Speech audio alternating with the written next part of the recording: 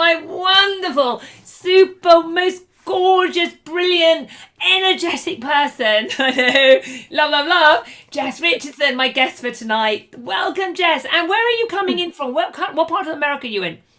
We are in Las Vegas, Nevada. Wow, I didn't realize you were in Las Vegas. Oh, Mhm. so that's probably the quietest you've ever known Las Vegas right now, right?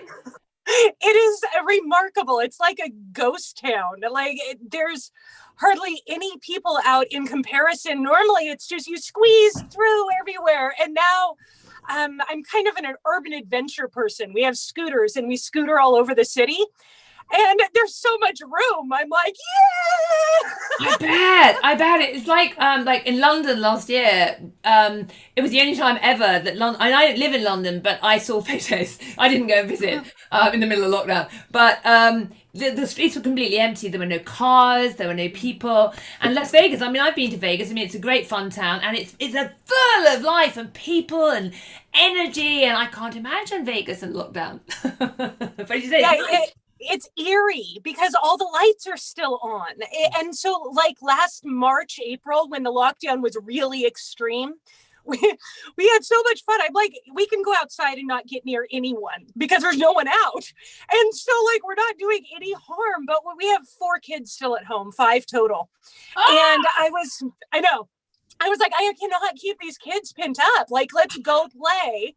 And it was amazing because you could stand on the street in the middle of the strip with no cars. We have the coolest photos where it looks like the reverse rapture or something, yeah, Sin City, yeah. all Oh my god! And you'll never after when hopefully this thing will end, and when it ends, you'll never get to do that again. I mean, this is a once in a right. we hope a once in a lifetime thing.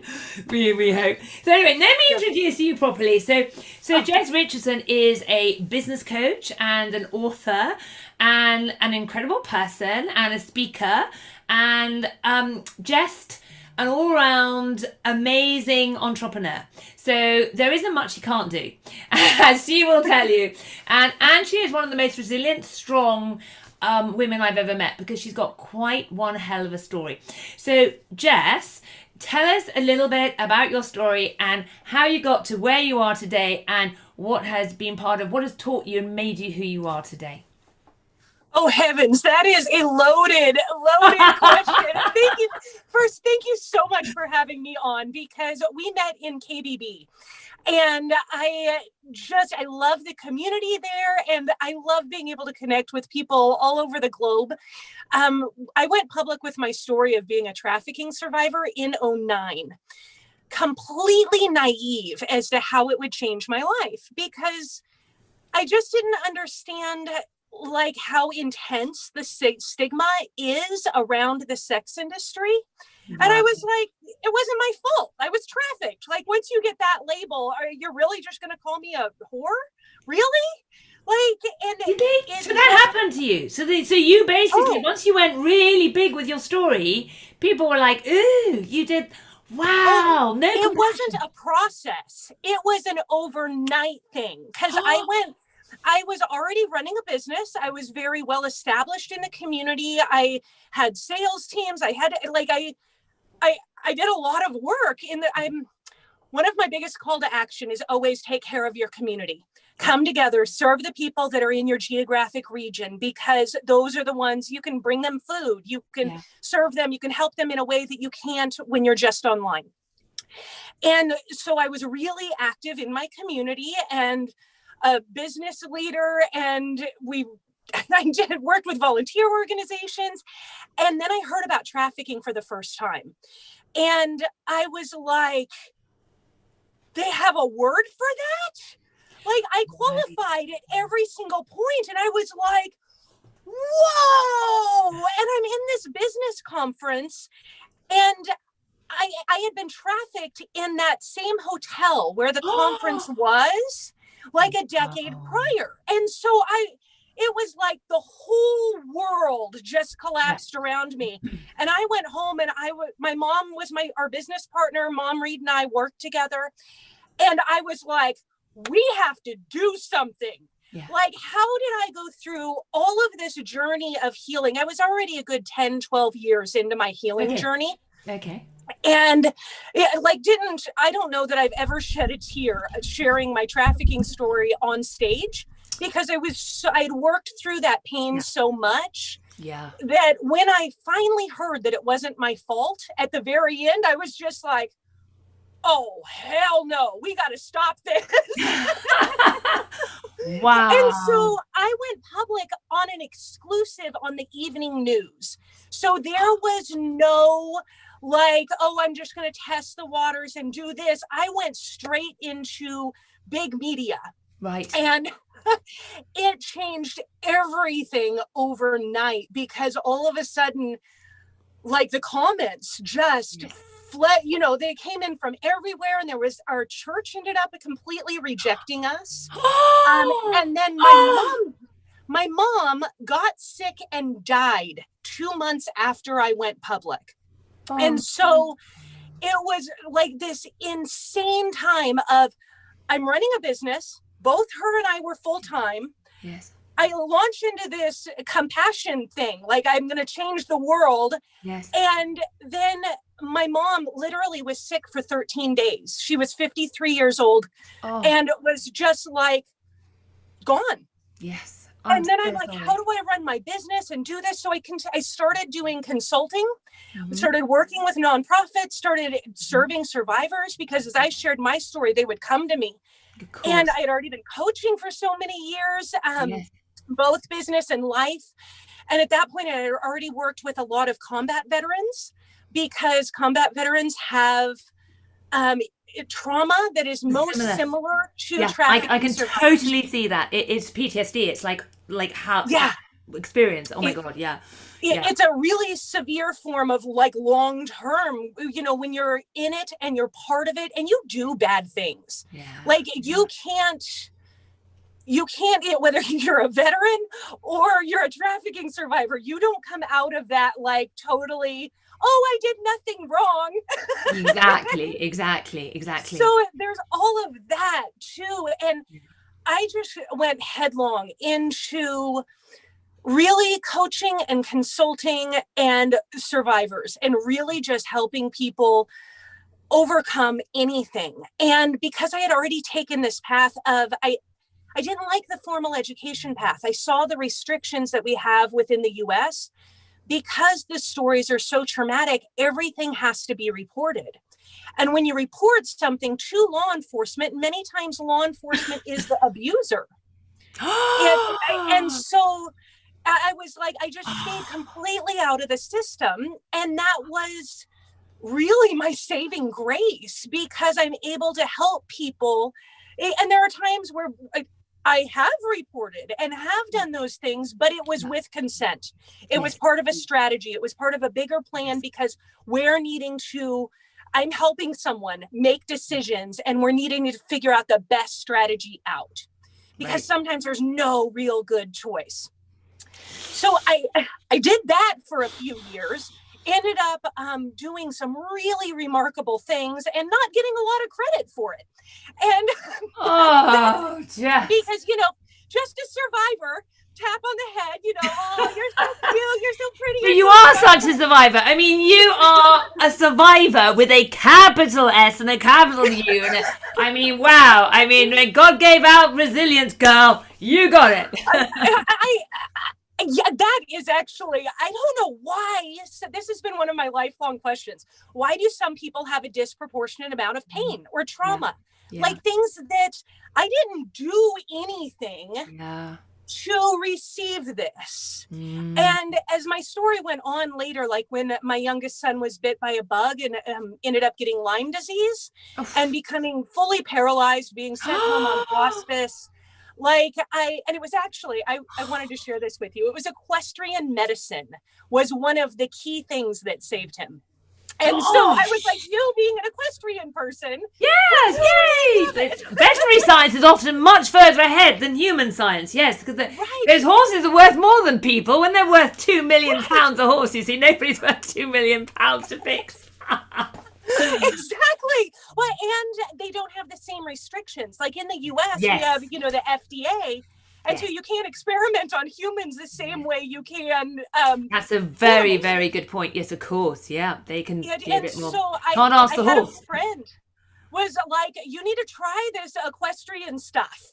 And I started looking up recipes, and I was just like, hell yeah, I'm going to Costco. I'm going to make this. And what we used for him that was so helpful was a turmeric paste. Yes, of course. Yes, we use it on horses with sort of little cancerous growths and arthritis. It can help. I can do all sorts of things. Turmeric's amazing for all sorts of things. Yeah. Right. So turmeric, black pepper, coconut oil, cook it up, and we wrapped his whole body in it because Lyme disease is joint and like spinal inflammation. Yeah. And so we turned our whole house yellow, and that was just okay, because if that's the side effect, who cares? Who cares? Eventually. And it worked, Jess. It worked. So how long did it take to cure him? Well, he has been paralyzed or mostly paralyzed 3 separate times. So it has been a journey just from, it was actually 6 years ago this week that he spent 9 days in the hospital, almost died, and they sent him home on hospice. And Reed and I just tag teamed it. And they were just like, they could not diagnose him. They didn't know how to help him at all. Infectious disease is, they only do certain things really well.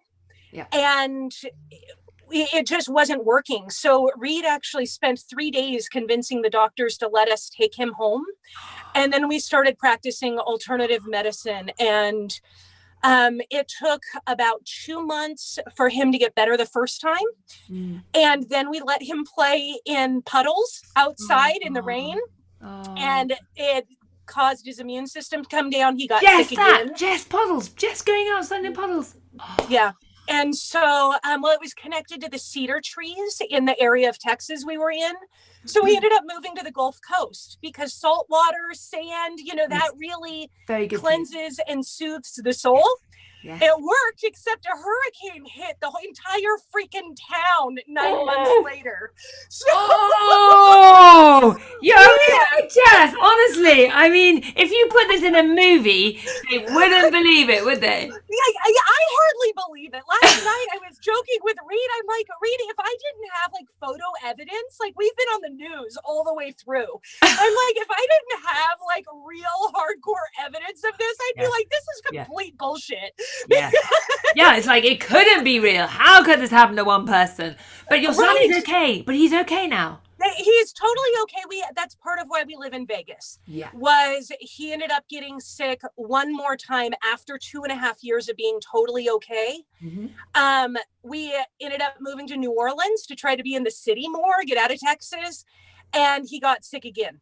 So January 2020, we moved to Vegas with him not walking well at all, like barely able to move. He's 8 years old at this point, moved here and hasn't had any major problems since. Still a little swelling here and there. Good. But generally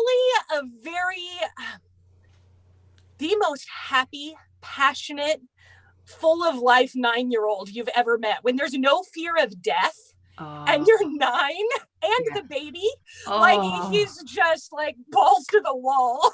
Wow. Well, I mean, I think he's got a chip off the old block, hasn't he? So he's obviously going to be like you, and he's got this story ahead of him. Just at the side, actually, have you heard of NRF2, the pills, the turmeric pills? They're kind of...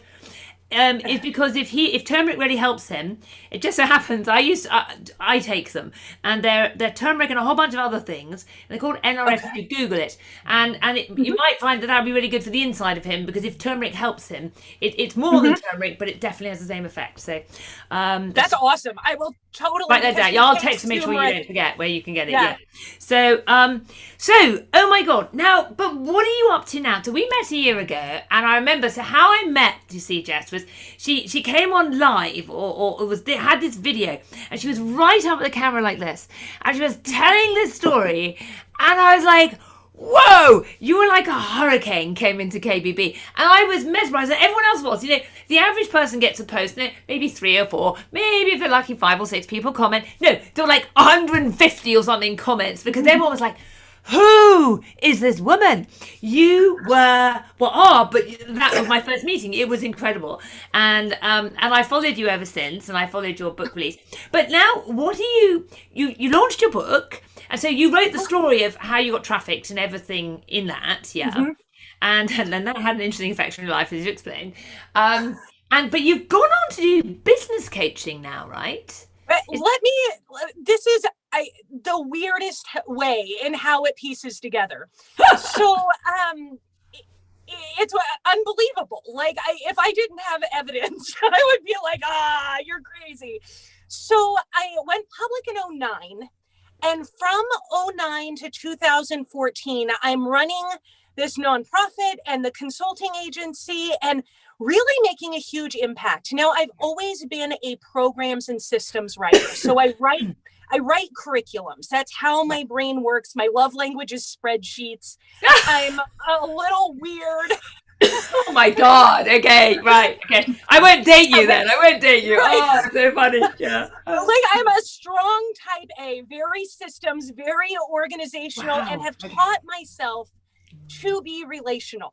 You stand on enough stages, you do enough trainings, and you just get comfortable. Like, I've been standing on stages for 20 years now. Yeah. So when you're comfortable in that, you practice anything, you get freaking good at it. It doesn't. So but that's not my comfort zone, Like, okay, it wasn't your natural comfort zone, but it is now. Yes, right. You've adopted it. Exactly. So as I went through that process, I started out as like an evangelical Christian and was building this anti-trafficking thing. But as I worked with survivors, what was happening is the failure rates of the programs were so like 98%, like almost everyone dropping out, running away. The programs weren't working. My survivors were killing themselves because they were going into programs, being raped by the program director or being locked in closets. Like, the care was so fucking awful. There's no other way to explain it, that I started to push back. Yeah. You cannot treat people, if you have been raped your entire life by men, yes, and then all of a sudden they come to Christ and they go to church, and now you want them to be with a man. Yeah. Some people aren't capable, and I think God is big enough to handle whatever. Yeah. And yet the judgment, the anger, the hostility, the shame that was directed towards myself and the survivors, it's like, we're just trying to get along in life. Yes, like, cool. Don't push us aside. Don't. And so that stigma was so ugly. Yeah. And all of our funding came through some sort of faith-based. We weren't faith-based, but churches supported us and that sort of thing. Yeah. So over this period of the end of 2013 to 14, we lost everything. All of our funding, all of our support. One of my Alexander, his story is in my book. He was a survivor from foster care. Him and I shared the stage. Like, he worked for the government, like an amazing individual. He ended up killing himself at the beginning of 2014 because of the religious shame. And at that same moment, like, he was one of my best friends. Oh, I'm so and at the same time, we were losing everything. All the funding was dried up. Survivors are going back to their traffickers because we don't have the funding. And I'm just like, who cares about me? Who cares about what my views are? I'm just trying to help people stay safe. Yes. No, tied to money. And so I literally just lost my mind, hit the lowest point in my entire life. We moved to Texas. Yeah. That was where 6 months later, Quincy got sick.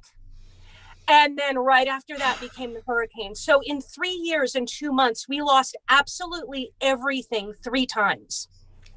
So to go to my KBB story, I watched the first launch of KBB, which was must have been 18 sometime 2018.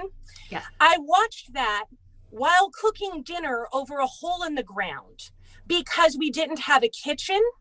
We were living in tents. And I told Reed, I said, next year I'm doing this. But see, I'm very self-aware. I didn't feel sane enough to just launch into programs. I didn't feel sane enough to do coaching, to do those things, because like your life, I just wasn't okay. Like I didn't feel okay. And how would anyone be okay living in tents? No. With 5 kids. Like no. That's perfectly normal to not be okay on those circumstances. Right. And so I just told Reed, I was like, next year I'm buying this program. And we ended up, through that time, Reed and I built a business, just building furniture out of reclaimed wood from the hurricane. And we did over 500 live stream shows from a tent on Facebook. It was the wildest thing, but it's what saved us. Entrepreneurial spirit. There you go. I didn't have any other choice. Like when the whole town's gone, there's no businesses left. No.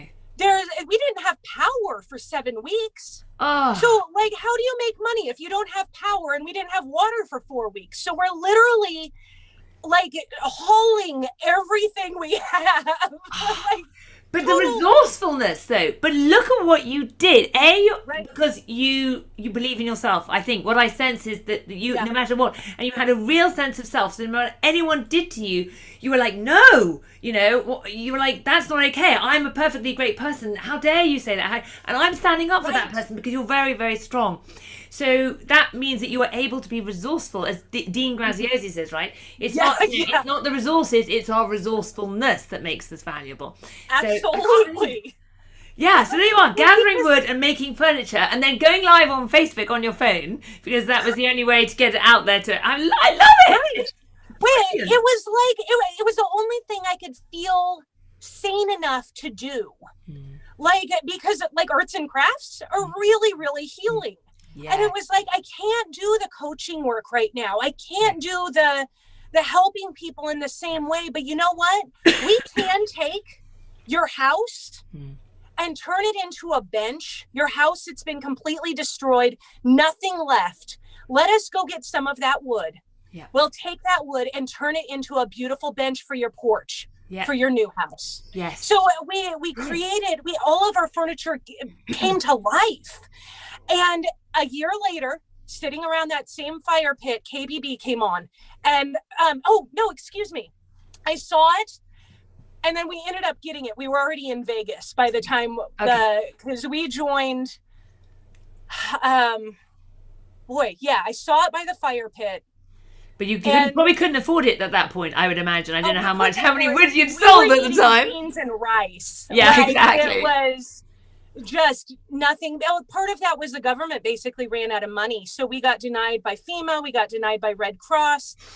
We got denied by everybody. And so we just did what we knew how to do. And it's like, you could go get a job, but how? When everything, 80% of the town blew away. Yes, gone. Yes, so exactly. there was just nothing left. So we ended up, this whole time I carried around what I call my brain box. So this big old box of curriculums that I've written over the years, because I would write programs in contract for someone, keep my original and just sell them, and then they could rebrand and do whatever they want with it.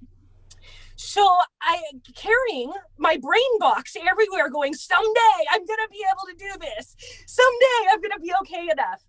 And we went through this process of, from Christmas of 18, my brain broke and I was like, I can't do this anymore.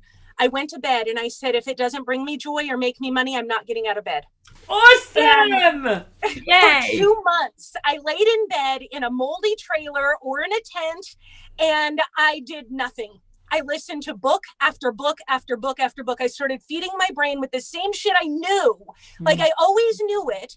I ended up manifesting a brand new $30,000 trailer being given to us.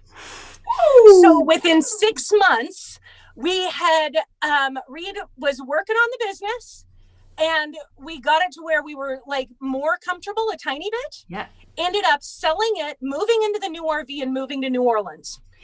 And I said, we are getting jobs. I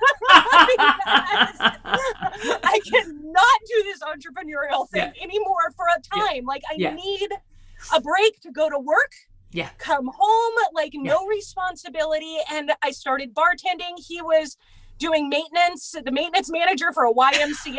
And like, we just took time to figure out who we were and what we really wanted. Very important. At about 6 months, Quincy got sick again. And we were like, okay, we're going to have to put our plans into action right now. And we ended up selling everything January of 2020, sold that brand new RV, everything on the line, and moved to Vegas. And that was when I saw, it was that February, I saw Dean and Tony doing the KBB thing. And I was like, Reed, I'm buying it. We're going in. Yeah. But all of 2020 for me was really this process of experimentation. I am excellent at coaching in lots of different areas. I've done massive multi-million-dollar business turnarounds. That was actually the very first thing I started doing when I was 18. I've written sales programs that are, have been used by the multi-million-dollar agencies. I have done all these different things, the complex trauma work. Yes. And I was like, I don't know who I want to serve. Yeah. I felt like I didn't know anything.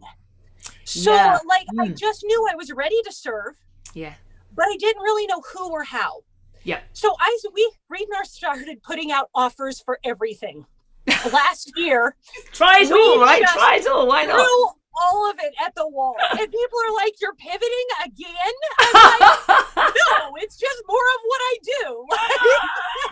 Oh, that's funny. I was like, okay, how do you know if you're going to really want to do family coaching, working with a whole family, until you just go in and do it again? Yeah. Exactly. And so we were helping people with marriages. We were helping people with hoarding. We were helping people with, severe complex trauma. We were helping people with business, all of these different things. And it was just this wild time of throwing all the spaghetti at the wall, saying, okay, what do we really want to do? How do we really want to serve? And right at the same time, the pandemic hit. And we're just like, oh, this is crazy. We've been ready for this our whole lives, because we're used to the ups and downs and having to just roll with the crazy. Yep. And that was when I decided it was time to publish my book, because I was never planning on talking about trafficking again because of the stigma, because of the ugly. I was like, I'm done. But when the pandemic hit, I was like, I need to publish my book, because I need people to understand that they can overcome anything. Oh yeah. You definitely represent that, my darling. You represent overcoming anything. Right. It doesn't matter what you've been through. You can overcome it if you want to. Woohoo. If you're going to believe what the world says and just be like, oh, some things you can't overcome. You know what? You're right. Yeah. You have to just get in the face of your own pain and say, there is nothing that is going to stop me. Yeah. Look at that passion, everyone. I'm not even looking at my phone, because I'm far too passionately following every word you said. So I'd normally look at the comments, but I can't be bothered. So I'm just working. But I bet you they're going, whoa, this woman's definitely different. So here's kind of where we are now. I published my book. And then I've just started publishing the curriculums. So here's the deal. There's a lot of bullshit that happens in the world. The internet changed everything. And we are taught a lot of really specific puzzle pieces. So if life is like a big puzzle, a niche is one piece. Yeah. And it's like, you can learn how to do this, and you can learn how to do this and this and this. But the answers are always in the nuance. They're in the void, the negative space. And so until you understand the big picture, it's hard to really drill home on each one of those puzzle pieces. So I just started publishing curriculums that I've been working on for 20 years that I know work, no bullshit style, no extra fluff, not too much value, because we get so overwhelmed by value that we don't actually get to the doing part. Yeah. Oh yeah. Yep. And so I just launched a program, the Firestarter Business Template, which is essentially a template used for coaches and consultants creating their business plan. I sold it through a funnel for $2,500 in 2012. Yeah. And I was like, you know what? I'm not doing that either. I'm sick of the overinflated prices. Yep. And I'm sick of it taking too long. And so I was like, my people are going to be like, yep, no more bullshit. It's $333. Affordable for all. Right. And it's only 2.5 hours. Ah. And so it's designed to go fast, get through it. And then we have the community. And so what you're going to see out of me over the next year or so is publishing of a lot of curriculums that are the real clarity that you need for one piece. Right. And when you put them all together, it creates the big picture of the mushiness of life, of what you really need in order to be happy, to raise your kids in a way that empowers them to make changes, that empowers your marriage, where you don't tolerate bullshit and you are really changing your marriage and then yourself and your business. So I have about solid 12 written curriculums that are unpublished. And so it's like a masterpiece, really. So you're almost becoming like a life stroke business coach, because you're doing all the elements of people's lives. So you're like, there'll be a clarity tool or whatever you call it. You're saying curriculum, but I'm also thinking like it's a tool for this and a tool for that. And then, so if you want, you can have all the tools, or you can have the one that you have a major problem with, which makes a lot of sense. So, and because you've been through down so many paths and had so many different experiences, you can really walk your talk. What I love about you, and I think is a problem with modern coaching, is, lots of people can go and do these coaching courses and they learn to say the right things, and that's useful. I mean, don't get me wrong, that is the basis of coaching. You don't have to know anything to be a coach. If you could use the techniques. However, I think it adds a lot if you are somebody who's really felt life, who's done the waves, who's done up and down. It just adds to our energy. It's like having a computer with more data in it. So yes, you can do the same programs, you can do the same, you run the same questions and answers, but you've just got more information in there to bounce around in. And resilience. So how do you, with this course, so how are you sort of describing yourself to people? I think your link says something on fire. So is that fire? I have no freaking clue. That's been the hardest part. Is that I am so freaking tired of changing my banner on Facebook. Like right now, I think it just says sex and money, because I was like, my first blog I published in like 2008, 2009, and it was titled Sex, Money, and a Herd of Children. Those are realistic. That's life, right? Sex and money, the two big things. That's really the pillars of what I'm passionate about, because my pain, my trauma, it was so severe that I didn't know how to function at all. I bet. And so, like, by the time I was 21, when I had that wake-up call, I had this wake-up moment. I was selling insurance. So I had been trafficked starting at 17. I lived under a false name for 4.5 years, ended up spending another 3 years in the sex industry, building one of the largest escort services on the West Coast. That was my you were even entrepreneurial and when you were doing that. I mean, yes. And so my hustle started in like 1996. God. So, and I'm only 41. Yeah. So that process, it's been a part of me my whole life. Yes. And the business turnaround is actually what saved me from trafficking, because the woman who ran the escort service was like, you're doing something different. I will help you if you help me. Yeah. So she saved me from him, and I saved her business. Yes. And it's often the way it is, I'll scratch my back, I'll scratch yours, even in whatever industry you're in, right? So that's what business is. People have all this ideology around the sex industry being something different. It's not. It's a multi-trillion-dollar business. You sell something and it's an exchange of value. Yes. That's it. Yes. It is. I mean, I can ask you a question, if I may, about porn, because I mean, sex and money, weirdly enough, are of course the most taboo subjects.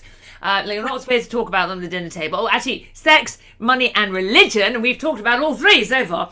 But particularly But sex is one. Well, I mean, I believe. I mean, I don't know how. I presume the trafficking is still going on now, isn't it? You're saying it's still very bad out there. I mean, that we're not catching up. It's bad on that. everywhere. Yeah. Yeah, that's the deal, is that trafficking is absolutely everywhere, because the sex industry is a multi-trillion-dollar industry, global.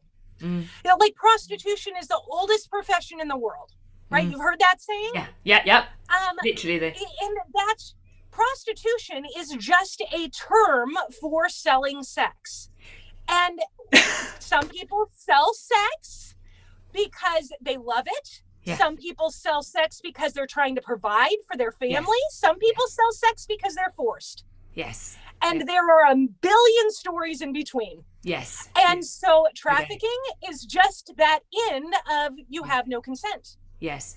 But yet I have friends who have been sex workers for decades and love it. Like, that's their passion and what they want. That's freaking awesome too. I have to say, of course, we are taught, what problem do you solve, right? As business coaches, what problem do you solve? And they are solving, a sex worker is solving a bona fide problem that there is a need. You know, men have needs. They can't, you know, and sometimes they're saving us, because if they didn't get their needs, then maybe they would be raping and doing other things that they wouldn't be doing. In which case, we have a major problem with self-control, because if a man can't figure out how to keep his pants on, but let me ask you, can they?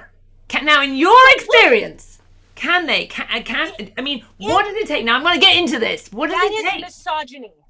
That is just straight up misogyny. We all have the power to control our genitalia. Like,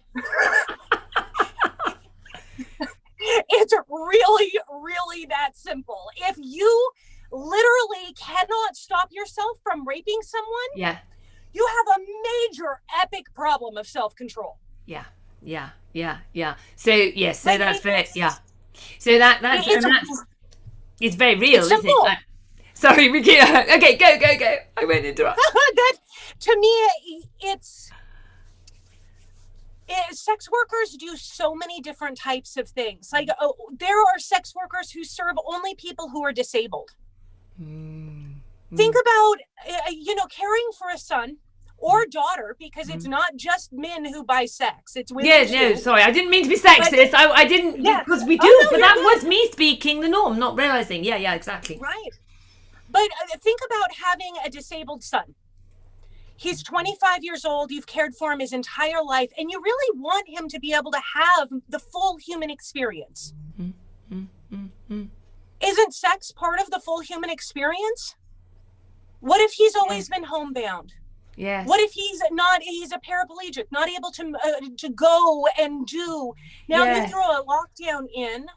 Yes. Sex workers are vital in society, but yet the stigma and the shame, that's ultimately, I ended up, Reed and I started doing ethical porn. I have not been in the sex industry for 20 years. And I am so pissed off about the stigma and the shame around it, and the shame that we carry around our bodies. And then because we've done so much sexual trauma work, I felt like for many years, we felt like we were hitting up against this wall where it's like, you can't really teach that next level of sexual healing without showing.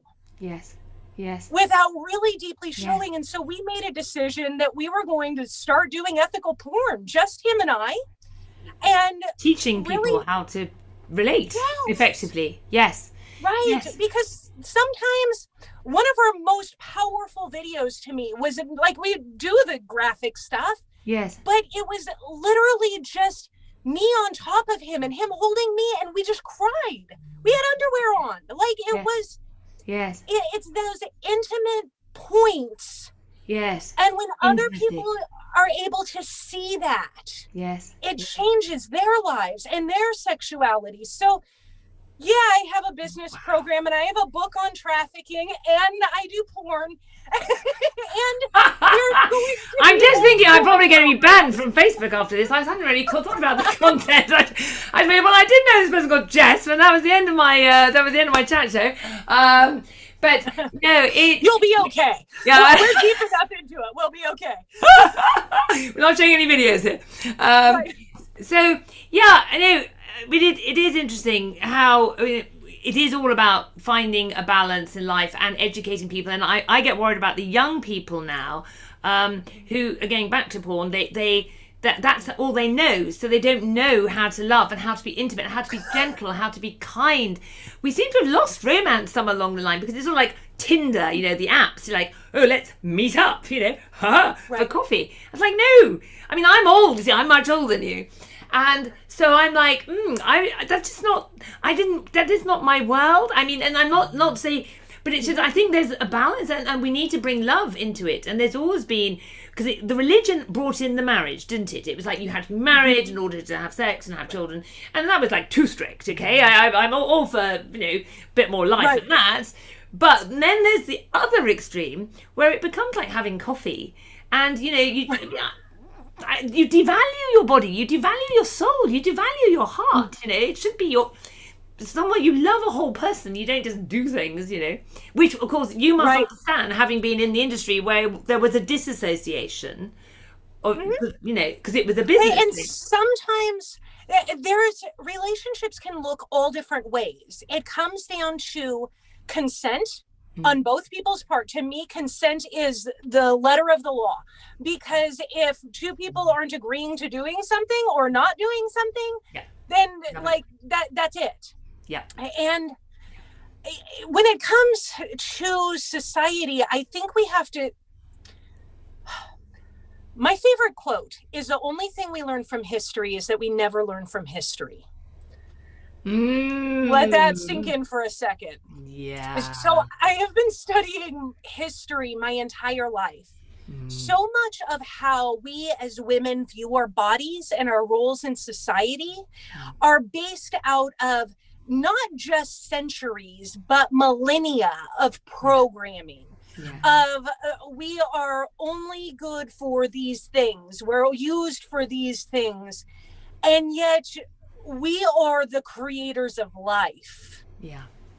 Like, it's within our being that life grows and continues from generation to generation. And so for me, I had a phase in my life when it was in the 90s. I was partying. I was like, it was insane, stupid. Like, I partied hard in the 90s. I had so much money because, like, I was making $30,000 to $50,000 a month. As a sex worker, 18, 19, 20. Like insane amounts of money. And I was like, if I'm going to fuck a guy, every time I go to the bar, every night, I'm going to end up with AIDS. I don't want AIDS. No. And so I ended up having boy toys. And I was like, I'm going to have sex with the same people all the time. And that's all I want, no relationship. But it was consensual. They knew, I knew, everything was fine. It was safer for us. I, however, have been married for almost 17 years, and we've always been monogamous. And I love that too. So it really comes down to consent. It's like, what do you want? What do your partner or partners want? Are you okay with it? If it's yes, keep going. If it's a no, reevaluate. I love that. I think you're just so brilliant, because this is why I was asking you, because I knew you'd come up with some sort of description, because consent. So I was I'm a victim of domestic violence, and not only obviously, like, it wasn't just physical, it was very mental. And part of the mental abuse was my ex-husband would go off and do things with other women and tell me I should be okay with it. And that's exactly what you're saying. I mean, maybe for some people that is okay, but it wasn't okay for me. I did not consent to that. That felt terrible. It was like dagging. I used to feel like he was taking his knife and going into my heart. And you know, and yet it's all about where your boundary is and what consent is. I love that. It's very clarifying for me. So thanks. It's so simple. And when it comes to the young people, I have so I have 5 kids, ages 10 to 20. So I have 1 decade of having 5 children. And so 2 of my kids are 15 and 13, and both of them are really passionate about helping people understand these concepts. And they have been just really attacking this hookup culture, because it doesn't it's like a hookup is good for a season or for a time. If you're experimenting, Yeah. if you like Learning. wrap it up, get safe. Like, Yeah. but be aware of what you're doing. Yeah, like in the 80s. My God, girl, in the 80s. I mean, I was young in the 80s, and you just thought I have sex, I die. That's what you thought. I mean, I was in advertising, and we were trying to come up with sort of these adverts where, like, you had sex, then you saw your cremation. There were sort of gravestones, sex equals gravestone. I mean, this is crazy marketing. Right. We shouldn't, and that's part of the Puritan. Oh, that's where the history came in, is that we have these Puritan ideologies that are based in religion about what we should and shouldn't do with our bodies, and who we should and shouldn't have sex with, and how we should behave, and yet we don't have a lot of choice in it. Yeah. And You mean instinctually and hormonally, and yeah. Right. And the beliefs are passed on, because beliefs are very much geographical and cultural.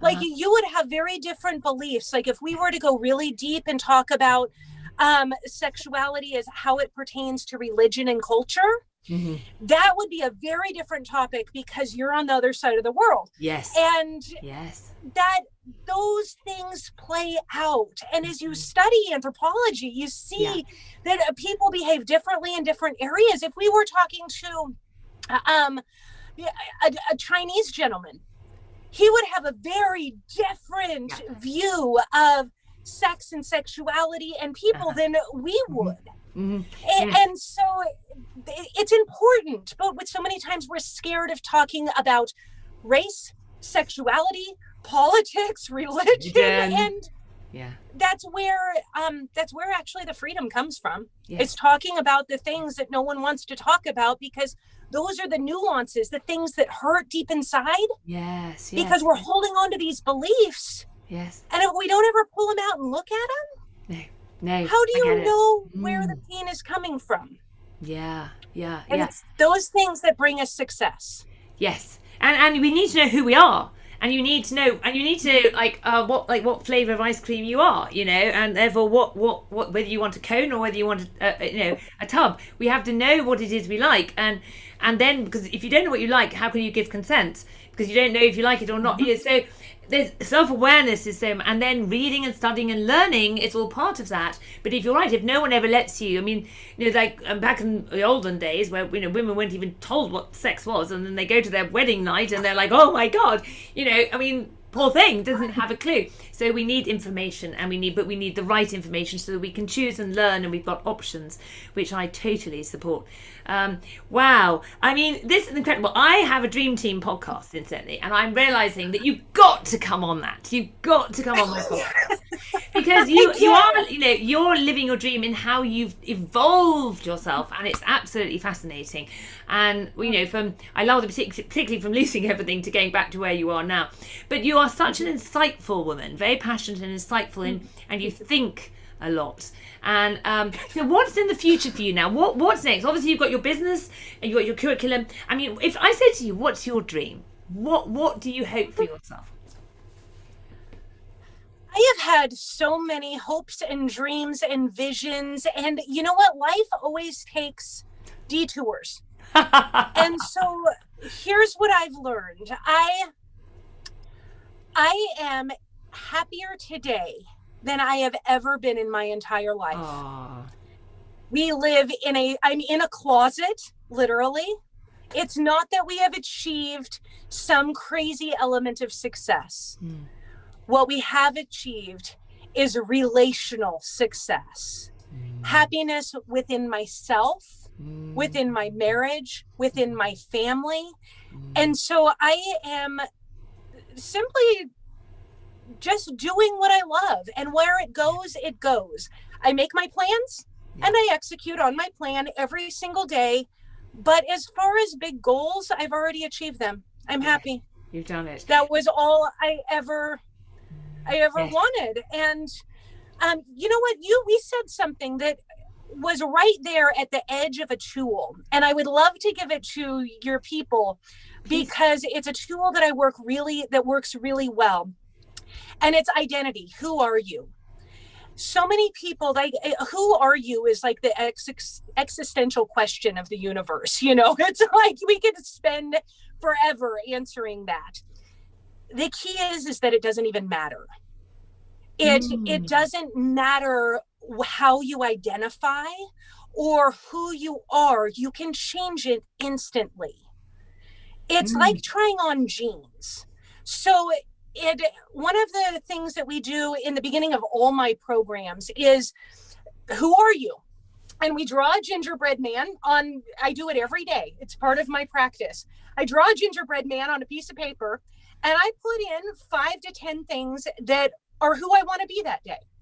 Do I want to be rebellious? Do I want to be dangerous? Do I want to be kind? Do I want to be sexy? Like, just pick something on, like trying on some jeans. Like, try those suckers on. Do I like it? Hey, I'm looking good in this. And if you don't like it, pick a different one tomorrow. Yeah. And love it. That's so freeing. All day. It's so freeing. And that's why you're so joyous, because you picked for the day. Yeah. And who am I today?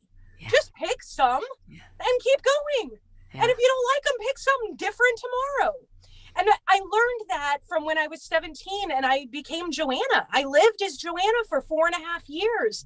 And in one day, I went from 17 to 22, completely different heritage, completely different belief system, changed my handwriting in one day. Incredible. And so if I can change my entire identity in one day, what's stopping me from doing that every day? Yeah.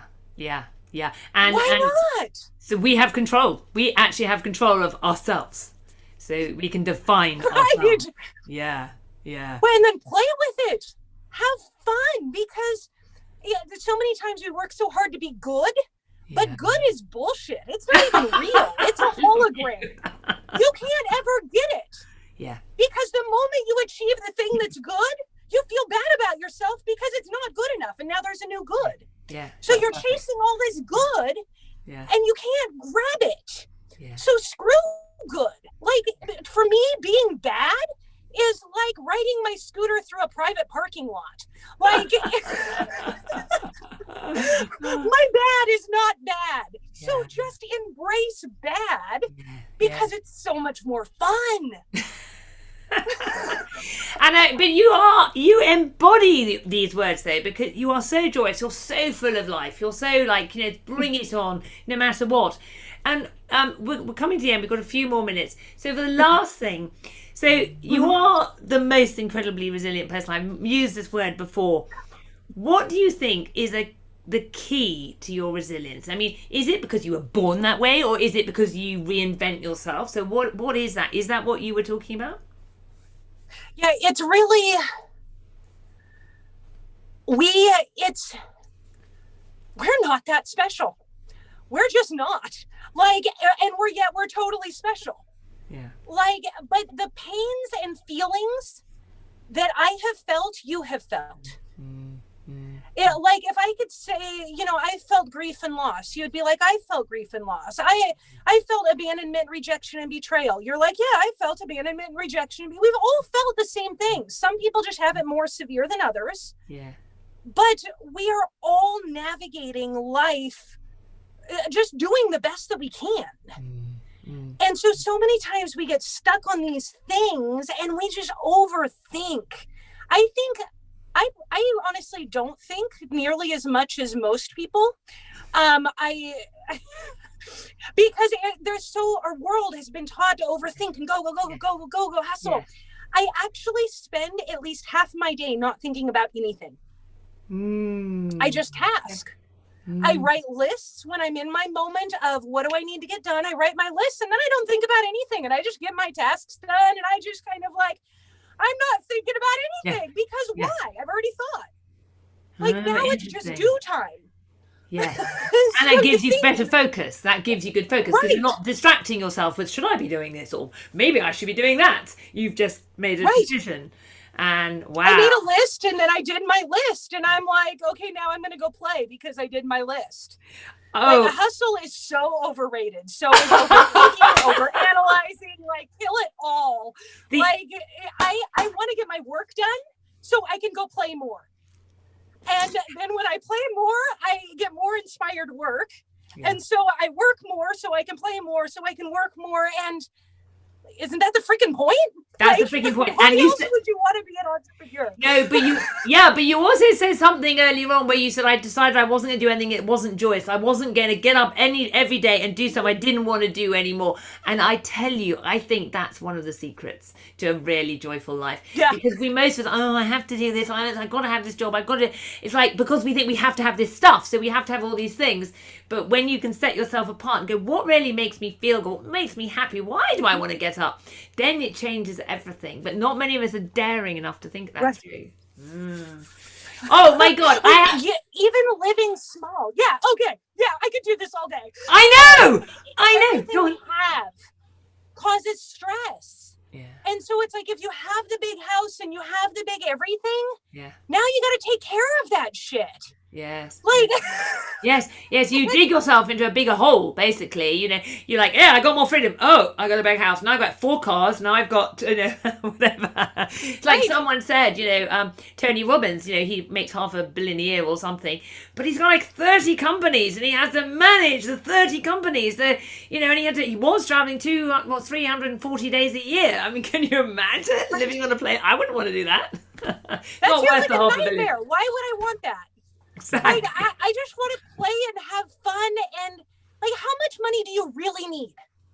I want to change the world, and I will change the world.